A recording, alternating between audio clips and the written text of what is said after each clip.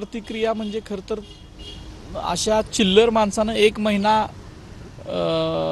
आमच्या कोल्हापूरची भाषेत बोलायचं झालं तर तंगवातंगवी केली, ही खूप मोठी गोष्ट आहे.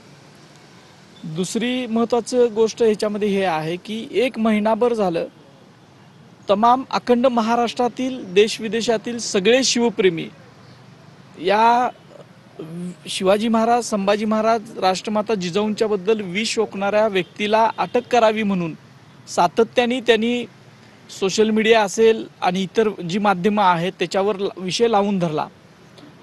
त्या सगळ्या शिवप्रेमींचं पहिल्यांदा मी आभार मानतो की त्यांनी खूप चांगल्या पद्धतीनं पाठिंबा दिला या सगळ्या ह्याला, आणि त्यामुळं शासकीय यंत्रणेवर दबाव आला आणि पोलीस यंत्रणेनं सुद्धा चांगलं काम केलं.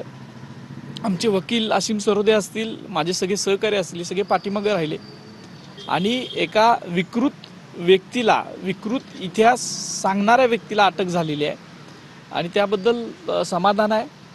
पण इथून पुढे जाऊन जोपर्यंत कायदेशीररित्या अशा व्यक्तीला शिक्षा होत नाही तोपर्यंत हा लढा चालूच राहील. तर आज त्याच्या जामीन अर्जावर उच्च न्यायालयामध्ये सुनावणी देखील होणार होती, मात्र ही सुनावणी होण्याआधीच त्याला ताब्यात घेतले गेले. हा योगायोग म्हणायचा का? तुम्हाला वाटतं का ज्या पद्धतीनं गेले महिनाभर तो पोलिसांना मिळत नव्हता आणि आज ही सगळी सुनावणी होण्याआधी तो सापडलेला?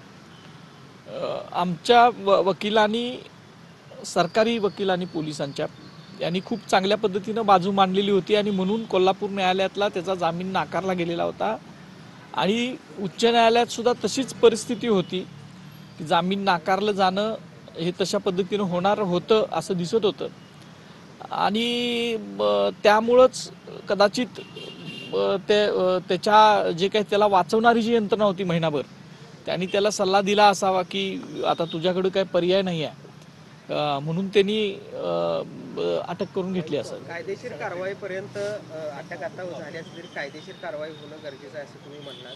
मात्र असीम सरोदे यांनी युक्तिवादादरम्यान देखील कोर्टामध्ये सांगितलेलं होतं की कोल्हापुरातील देखील काही वरिष्ठ पोलीस अधिकाऱ्यांचं मार्गदर्शन तो घेतोय. मग अशा परिस्थितीमध्ये तुम्हाला वाटतं का की ही सगळी केस स्ट्रॉंग होण्याच्या दृष्टीनं कोल्हापूर पोलीस देखील प्रयत्न करतील?